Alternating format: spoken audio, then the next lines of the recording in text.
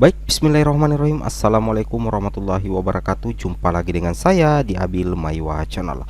Jadi teman-teman, channel ini merupakan channel pendidikan tempat kita berbagi tentang aplikasi pendidikan, Microsoft Office, serta tips dan triks komputer. Jadi pada video kali ini Bapak Ibu ya, kembali lagi kami akan berbagi sebuah video informasi yang sangat penting, tentunya untuk guru honorer ya, yang akan mengikuti seleksi P3K Guru tahun 2022. Yang mana di sini kami akan menyampaikan berita gembira terkait Permenpan RB tahun 2022, yang mana kami simpulkan berdasarkan fakta yang ada di Permenpan RB ini, tepatnya di pasal 37 Bapak Ibu ya. Kami membuat judul konten dengan posisi seperti ini, dengan posisi 99% Bapak Ibu ya. Jadi 99% lolos ASN P3K Guru 2022.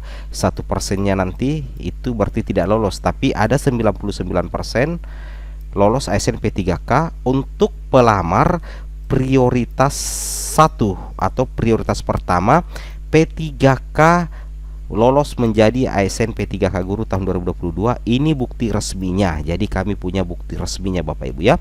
Namun sebelumnya bagi rekan-rekan guru yang baru menemukan channel ini, silakan Bapak Ibu tekan tombol subscribe-nya, karena kami akan menyajikan beragam informasi terbaru P3K Guru tahun 2022. Baik Bapak Ibu ya, tanpa kita berpanjang lebar lagi, kita langsung saja menuju ke Permenpan RB tahun 2022 ya. Jadi sini kita langsung ke pasal berapa dulu Bapak Ibu ya.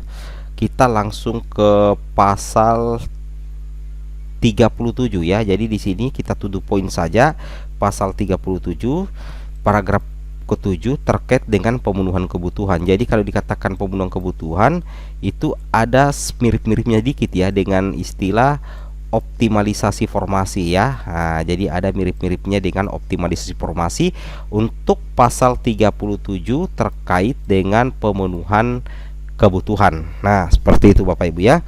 Nah, di sini di pasal 37 ya, ayat pertama, di sini dikatakan pemenuhan kebutuhan P3K jabatan fungsional guru tahun 2022.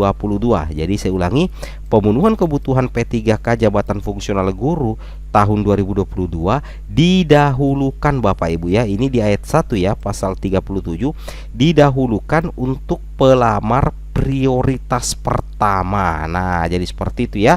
Jadi didahulukan untuk pelamar prioritas pertama.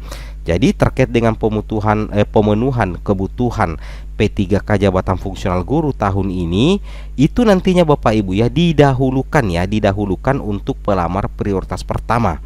Nah, di sini dikatakan pemenuhan kebutuhan bagi pelamar sebagaimana dimaksud pada ayat 1 berlaku urutan dari. Nah, jadi ada urutannya. Urutannya seperti ini Bapak Ibu ya, berlaku urutan dari THK 2 yang memenuhi nilai ambang batas pada seleksi P3K jabatan fungsional guru tahun 2021. Jadi THK 2 ini berada di urutan yang pertama ya. Kemudian karena berlaku urutan dari ya untuk pemenuhan kebutuhan bagi pelamar sebagaimana dimaksud pada ayat 1, karena ini berlaku urutan ya. Nah, kemudian urutan kedua adalah guru non ASN yang memenuhi nilai ambang batas pada seleksi jabatan fungsional guru tahun 2021. Nah, itu juga nantinya yang akan diprioritaskan untuk pemenuhan kebutuhan P3K. Nah, kemudian urutan yang ketiga adalah lulusan PPG yang memenuhi nilai ambang batas pada seleksi P3K jabatan fungsional guru tahun 2021. Nah, ini urutan ketiga. Urutan keempat adalah guru swasta yang memenuhi nilai ambang batas.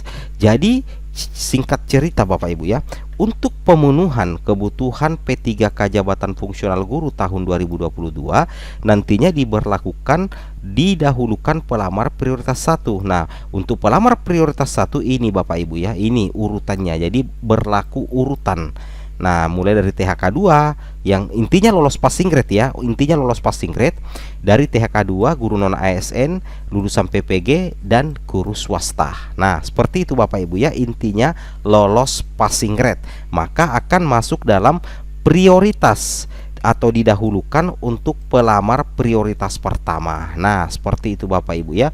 Sekira tidak ada masalah ya. Jadi hampir 99% ya pelamar prioritas 1 ini lolos ya ASN, karena selain tidak dites lagi, nantinya pemenuhan kebutuhannya itu akan diprioritaskan untuk pelamar prioritas pertama. Kemudian yang ketiga adalah nilai yang digunakan adalah nilai hasil seleksi kompetensi tahap 1 dan 2, dan otomatis kan itu sudah lolos passing grade, sehingga kami katakan 99% pelamar prioritas pertama itu berpeluang menjadi ASN P3K. Seperti itu Bapak Ibu ya. Itu yang harus Bapak Ibu pahami. Kemudian di ayat ketiga lagi Bapak Ibu ya, kita coba cek ayat ketiga. Dalam hal pemenuhan kebutuhan oleh pelamar sebagaimana dimaksud pada ayat 1 belum terpenuhi, akan dipenuhi oleh pelamar prioritas 2. Misalkan anggaplah dalam satu sekolah ya, misal sekolah A, yang di pelamar prioritas pertama itu cuma 2 ya, sedangkan kebutuhan itu 4. Nah, nantinya dalam hal pemenuhan kebutuhan oleh pelamar sebagaimana dimaksud pada ayat 3 belum terpenuhi, maka nantinya itu akan dipenuhi oleh pelamar prioritas 2 ya, belum terpenuhi akan dipenuhi oleh pelamar prioritas kedua. Nah, apabila sesuai dengan ayat 3 belum terpenuhi juga, maka nantinya kuota itu akan diisi oleh pelamar prioritas ketiga yang memiliki masa kerja paling rendah 3 tahun. Dalam hal pemenuhan kebutuhan oleh pelamar sebagaimana dimaksud pada ayat 4 belum terpenuhi, akan dipenuhi oleh pelamar umum. Nah, seperti itu. Jadi begitu urutannya Bapak Ibu ya, untuk pemenuhan kebutuhan atau mirip-mirip dengan optimalisasi itu mulai dari pelamar prioritas pertama, kemudian pelamar prioritas kedua, pelamar prioritas ketiga, dan sampai masuk dalam dan pelamar umum. Nah, di sini kita bisa cek sedikit Bapak Ibu ya.